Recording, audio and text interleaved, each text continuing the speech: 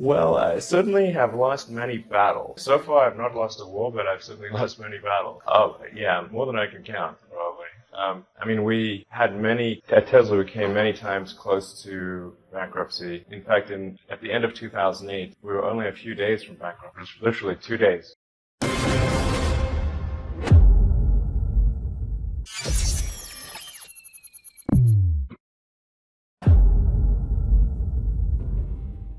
I gave basically both SpaceX and Tesla from the beginning a probability of less than 10% likely to succeed. In the beginning, I wouldn't even let my friends invest because I didn't want to lose their money. I thought it was like, I'd rather lose my own money. We almost did die at SpaceX, actually. So I budgeted for 3 flights. I mean, technically, I did have a plan where I had the money from PayPal. I had like about 180 million from PayPal. I'll allocate half of that to SpaceX and Tesla and Solar City, and that should be fine. I'll have 90 million, like it's just lots. But then what happened is things cost more and took longer than I thought, so I had a choice of either put the rest of the money in or the companies are going to die.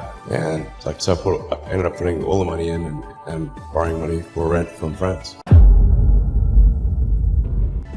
If you want to try to come up with an innovative breakthrough, that's going to be how it is. Anything which is significantly innovative is going to come with a significant risk of failure. You've got to take big chances in order for the potential for a big positive outcome. Outcome is exciting enough, then taking a big risk is worthwhile. It's really how I approach it. But then once executing down a path, I actually do my absolute best to reduce risk, or to improve another way of saying it, to improve the probability of success. Because when you try to do something that is very risky, that you have to spend a lot of effort trying to reduce that risk as you embark down that path. I mean, I think I'm kind of constitutionally just geared to just keep going.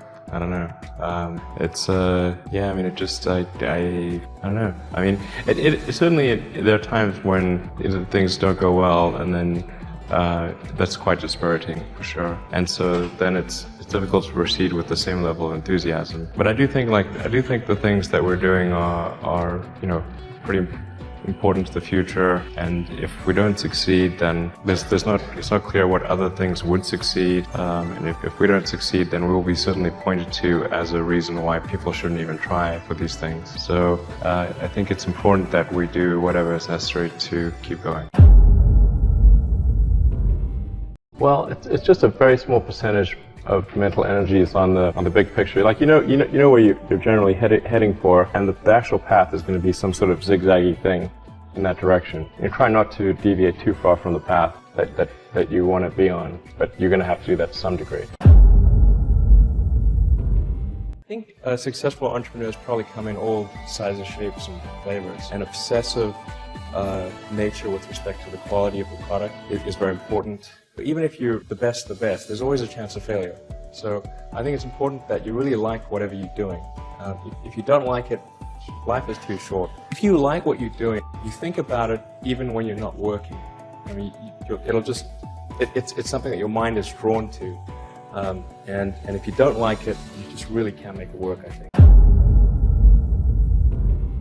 A lot of times people think like creating companies going to be fun. I would say it's really not that fun. I mean, there are periods of fun, and there are periods of where it's just awful.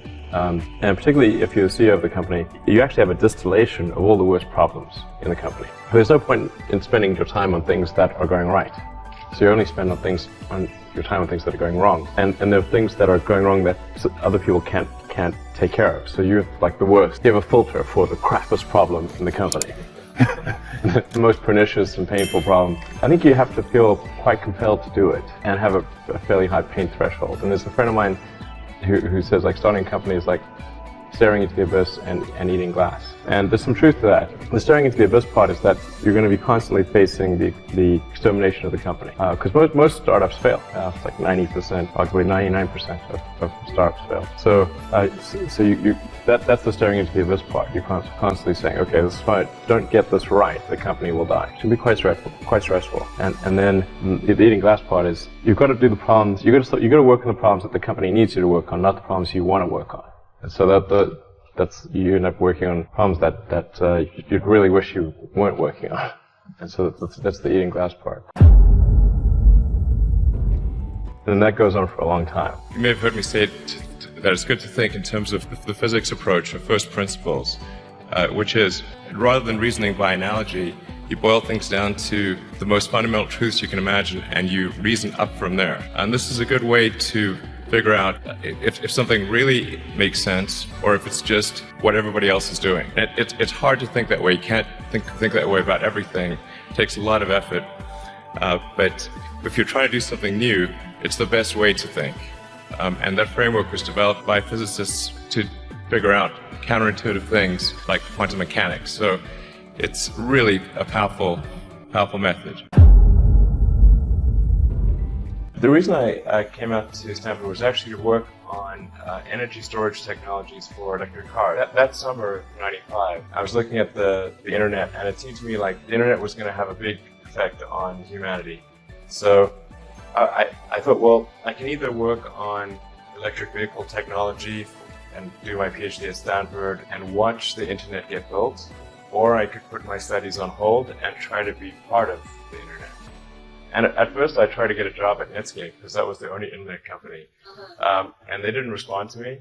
So then I was like, okay, if I can't get a job at the only internet company, then I better try starting something. But I talked to my professor and I said, look, I'm going to try starting a company. It's probably not going to succeed.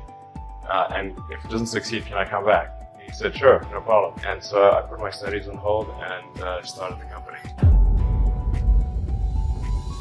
If things had just gone a little bit the other way, both companies would be dead.